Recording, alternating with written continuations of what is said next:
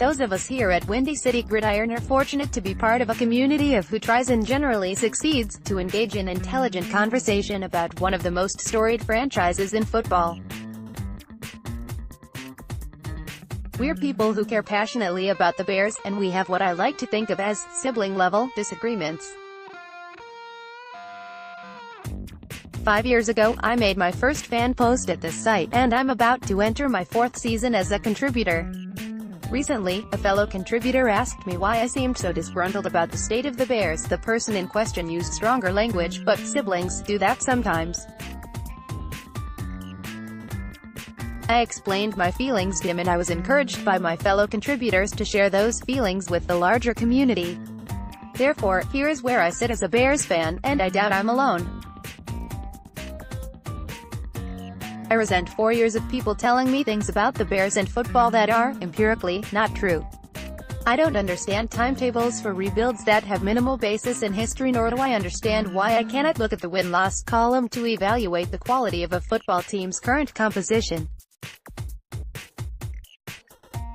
I resent being asked to believe that Mike Glennon has any reason to wear the uniform of a professional football player, and my mind boggles at the idea that the team needs an inside linebacker enough to take him with one of the first 10 picks in the draft, but not enough to give in to common sense and allow them the same decency as other elite players in the NFL have gained in recent contract negotiations.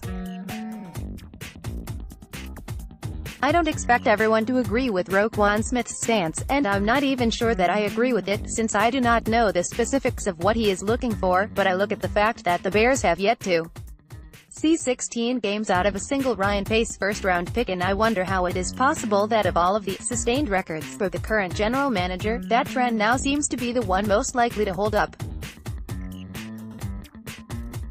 All I ask from the sports team I back, or athlete in individual sports, is that I am afforded the realistic hope that they might win a majority of their contests. I feel like Charlie Brown with this organization sometimes, because it seems like the Bears are determined to take a full step back for every 2 steps forward. I was doing okay this offseason and had talked myself into thinking that Matt Nagy might turn things around. I liked, and still like, both of the second-round picks. I was nervous about the pass rush, but who wasn't? Now, with this whole Smith thing, I have to wonder if there is anyone in that building with a realistic assessment of where this team sits. Leaving aside my own ethical disagreement with how they are handling it, 14 to 34 teams don't have the flexibility to pull this kind of power play stuff. Or they shouldn't.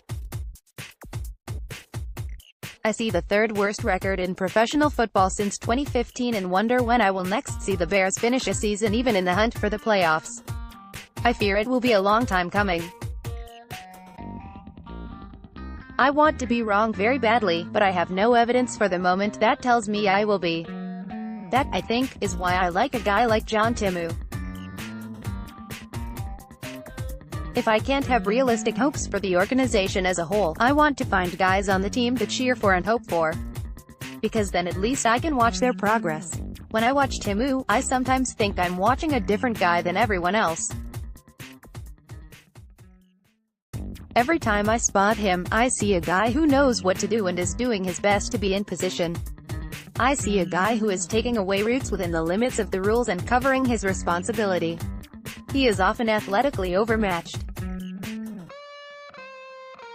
The kid has B instincts, but for this level, C athleticism.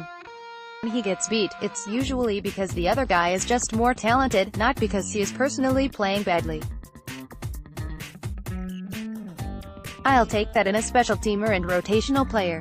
I want those guys to not lose more than I expect them to win. I'll take that over a guy who always wants the big defensive play and so he gives up small chunks of yardage constantly. Do I think Timu is going to be a Pro Bowler or even a quality starter? Nope. Am I glad the Bears have him to fall back on and to fill in on special teams? Yes. I likewise want to see Javon Wims outplay as many of the wide receivers drafted ahead of him as possible. Not because it will prove anything about Pace's drafting ability, but because this kid has a dream, and him fulfilling his dream gets the organization I cheer for that much closer to competitive. I want to see James Daniels become a world-class offensive lineman. In part because I also root for Iowa, and in part because I think it's a realistic hope that I can actually enjoy seeing while waiting for the Bears to turn the corner.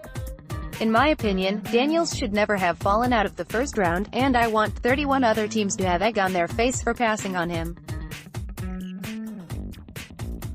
I feel the same with Adrian Amos. I love him proving doubters wrong. I recall being told that there was no way he was going to be on any roster in 2018, and he just finished his strongest season, all the while earning accolades from major publications and outlets. Until the entire Bears organization makes me eat crow, I'll keep cheering for the underdogs.